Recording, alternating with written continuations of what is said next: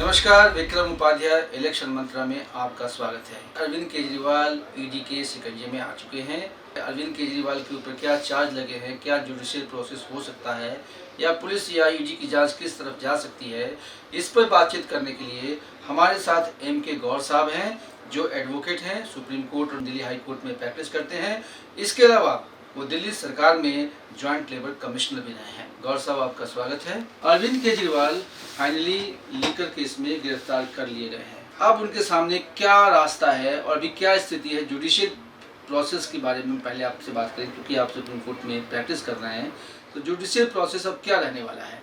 देखिए, ये सेक्शन 50 के अंदर जो ईडी लॉ है उसमें इन्वेस्टिगेशन शुरू हो रहा है और अब वो क्योंकि वो हिरासत में है और उनको सब उनके जवाब देने पड़ेंगे। एविडेंसेस जो उनके पास में आए हैं उनको काउंटर करना पड़ेगा। उनसे या तो सहमति जताएंगे कि हाँ, ये जो पेन ड्राइव आया था वो कहाँ से उन्होंने टाइप करवाया था, who were the policy maker outside the government, वो प्राइवेट आदमी कौन थे जिनका वो हित करना चाह रहे थे।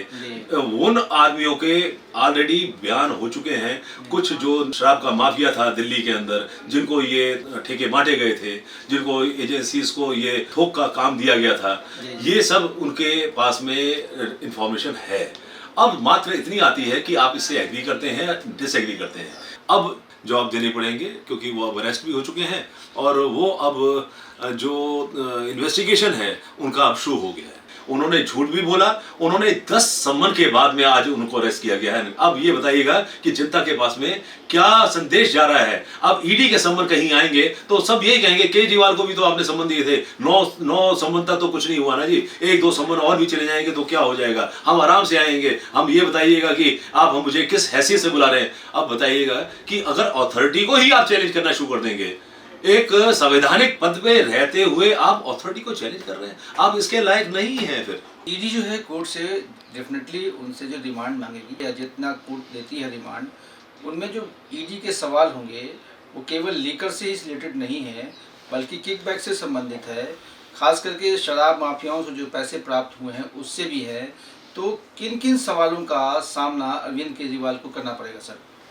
देखिए, इससे पहले मनीष सिसोदिया और एक मिस्टर जैन जो हैं वो भी अभी हवालात में हैं और कारण वही है कि उसमें काफ़ी ऐसे एविडेंस मिले हैं, जैसे कि उन्होंने करीब 120 जो थे सिम कार्ड थे वो अब रिट्रीव हो गए हैं। सिम कार्ड में क्या बात हुई है, किस किस फ़ोन से बात हुई है। फिर उसके बाद में जो 6 फ़ोन उन्होंने इस्तेमाल किए थे उनको उन्होंने डिस्ट्रॉय किया है, उनकी भी जांच पड़ताल हो चुकी है। वहाँ से उसके जो कनेक्ट्स हैं वो सब आ चुके हैं। और अब जो कविता जी को अरेस्ट किया गया था अभी कुछ दिन पहले, उन्होंने क्या बयान दिए हैं, ये जो पॉलिसी जो बनी थी वो एक किसी ड्राइव में बन के सरकार के दिल्ली सरकार के पास में आई थी और उस ड्राइव को, पेन ड्राइव को खोलकर उसको पॉलिसी को सामने अधिकारियों के सामने प्रेषित किया गया था। और अब जो अधिकारियों ने जो काम कई बार मना भी किया कि ये चीज़ें कुछ इसमें गलत पाई जा रही हैं, आप इनको वापस इसको कंसीडर कीजिएगा, तो वो भी कंसीडर नहीं हुआ। अब अधिकारियों के बीच में और जो पॉलिटिकल बॉसेस हैं उनके बीच में क्या बात हुई है, यह ईडी के पास में सारे एविडेंस आ चुके हैं।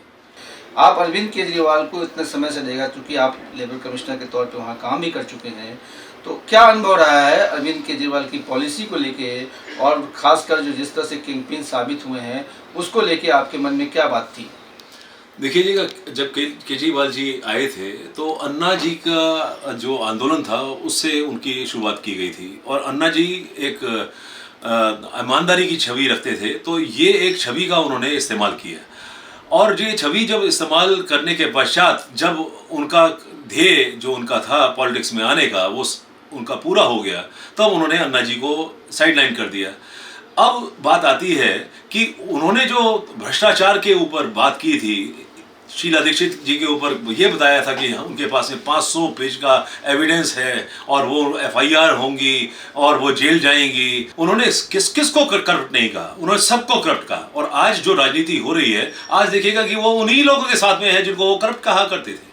और अब करप्शन का जो इशू और जो उन्होंने पताका उन्होंने लहरा के जनता के समक्ष आए थे, वह तो जनता का मन अब साफ मुझे ऐसा लगता है हो गया है, क्योंकि मैं भी एक वोटर हूं, मैं भी देखता हूं कि किस कैंडिडेट को कैसे उसने हमें लुभाया था, किस तरह से झूठ बोला था, तो वो चीजें धीरे धीरे सामने आ रही हैं। गौर साहब, आपके कार्यकाल में एक और घोटाला सामने आया था, वो था जो लेबरर है, जो दिल्ली के लेबरर हैं, उनके नाम पे एक बड़ा घोटाला। आपने शायद अरविंद केजरीवाल सरकार को चेताया भी था या उनको तमाम जानकारियां दी भी थी, उस पर क्या प्रतिक्रिया थी और क्या घोटाला था? जरा एक बार फिर से आप उस पन्नों को खोलेंगे क्या?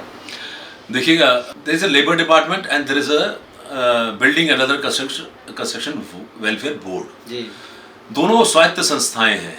दोनों श्रम विभाग जो है वह अपना एनफोर्समेंट ऑफ लेबर लॉज करता है, और जो बोर्ड है वो जो सरकार से जो सेस का पैसा है, जो 1% कंस्ट्रक्शन का सेस इकट्ठा होता है, जो आज की तारीख में करीब 3600-3700 करोड़ हो चुका है, वह जो अमाउंट था, केजरीवाल जी के साथ में कई जब मीटिंग हुआ करती थी, केजरीवाल जी के जो मंत्री थे उस वक्त उनके साथ में जब मीटिंग होती थी, तब वो एक ही चीज कहा की जाती थी कि अगर ये पैसा कंस्ट्रक्शन वर्कर का है तो जरूरी नहीं है कि कंस्ट्रक्शन वर्कर को ही देना है, ये पैसा किसी को भी दिया जा सकता है, जो कि कानून सब के अनुसार बिल्कुल गलत था।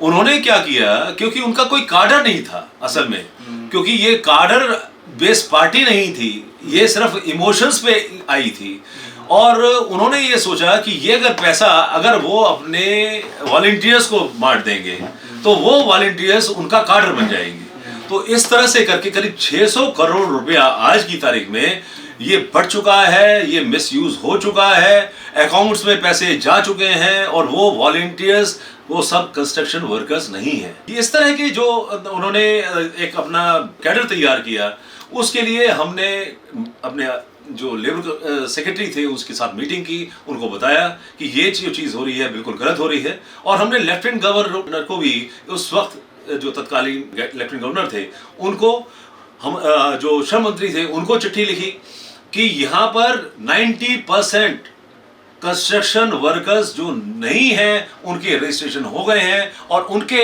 अकाउंट में पैसा ही जा रहा है। उन्होंने बल्कि ये कहा कि दिल्ली के अंदर बिहार और यूपी के जो वर्कर्स आते हैं वो वोट नहीं देते हैं, उनका वोट तो यूपी और बिहार में है, तो इनको तो कंस्ट्रक्शन वर्कर्स को रजिस्ट्रेशन करने की आवश्यकता ही नहीं है, क्योंकि दिल्ली सरकार का पैसा हम बिहार और यूपी की लेबर को क्यों देंगे।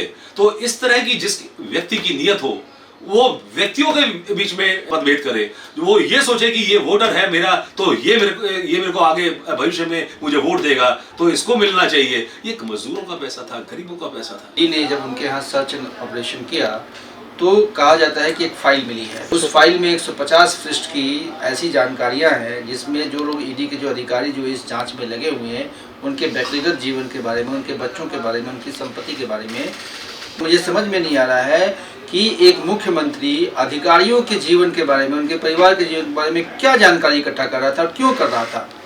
देखिए, ये हमें भी जानकारी है। जब ये सरकार में आए थे इन्होंने एक सर्विलेंस विंग बना लिया था विजिलेंस डिपार्टमेंट के अंदर, और वो प्राइवेट तरीके से काम करता था। उसमें कुछ आईबी के अधिकारी उन्होंने रख लिए थे, क्योंकि अब आईबी के अधिकारी को मालूम होता है कि किस तरह से सर्विलेंस की जाती है, तो रिटायर्ड अधिकारियों को काफ़ी मात्रा में उन्होंने कंसल्टेशन फी दी है, और वो प्राइवेट तरह से उसको इस्तेमाल किया गया। वो चाहते थे कि सबकी एक ऐसे परिवार में क्या चल रहा है उनकी एक फाइल बना ली जाए, कल जब इनको जरूरत पड़ेगी तो वो उन फाइलों को धीरे धीरे करके खोलेंगे और उसको अपना एक काउंटर की तरह से इस्तेमाल करेंगे। तो ये जो काम हुआ ये बहुत गलत हुआ। पावर इसलिए नहीं दी गई थी कि वो निजी उसका दुरुपयोग करेंगे और उससे अपनी सत्ता चलाएंगे। यदि आप डिसएग्री करते हैं तो आपको इसको प्रूव करना पड़ेगा कि आप इससे डिसएग्री कैसे करते हैं, कि आपने ऐसा कुछ कदम उठाया कि ऐसी पॉलिसी नहीं आए। आपकी सहमति से अगर पॉलिसी आई है और सरकार को करोड़ों का नुकसान हो रहा है और जनता में शराब बांटी जा रही है, एक बोतल नहीं दो बोतल दी जा रही हैं, तो आप ना तो सरकार के नुमाइंदे होते हुए ना तो आप गरीब जनता के साथ में हैं, ना ही आप कोई भ्रष्टाचार के विरोध में हैं, आप भ्रष्टाचार के में लिप्त हैं, ये सब जनता देख रही है, जान रही है। मैं ये जानना चाहता हूँ कि जिस तरह की आप आरोप लगा रहे हैं या आप बताएं कि घोटाले हुए हैं, इसके अलावा दिल्ली जल बोर्ड का भी घोटाला हुआ है, अब शराब घोटाला हुआ है। मैं ये जानना चाहता हूँ, बीइंग ए लॉयर, क्या अरविंद केजरीवाल अब जल्दी इस प्रक्रिया से बाहर निकल सकते हैं क्या, या फिर राजनीति में उसी तरह से लौट सकते हैं क्या? देखिए, एक करप्ट आदमी को राजनीति में आने के लिए कोई स्थान नहीं होना चाहिए। जनता को जानना चाहिए कि आपके साथ में धोखा हुआ है। आपको जो भाषा बताई गई थी कि भ्रष्टाचारियों को हम सामने लेके आएंगे, वह तो नहीं हुआ। लेकिन आपने इतना जरूर किया है कि आप खुद भ्रष्टाचार में लिप्त हुए, और जिन जिन को आपने दोषी कहा था, जिन जिन को आपने भ्रष्टाचारी कहा था, उनके साथ में आप मिलके आप उनसे एक समर्थन मांग रहे हैं कि मुझे बचाइए। पहले मैंने आपको बचाया था, आपके भ्रष्टाचार मैंने उजागर नहीं किया, अब आपकी बारी है, आप मुझे बचाइए। अब जो हमने बताया कि जो कंस्ट्रक्शन वर्कर का जो मुद्दा था, उसमें इन्होंने 4 गुंडों को हमारे ऊपर अटैक करने के लिए भेजा, और FIR उसकी हुई है, वो 30 हजारी कोर्ट के अंदर मामला चल रहा है। हमने उस वक्त अपनी सुरक्षा के लिए हमने एक फाइल हमने आगे प्रेषित की थी, जिसको 3-4 महीने अपने पास रखने के बाद में उसमें नोट यह आया कि आपको हम सुरक्षा प्रदान नहीं कर सकते हैं।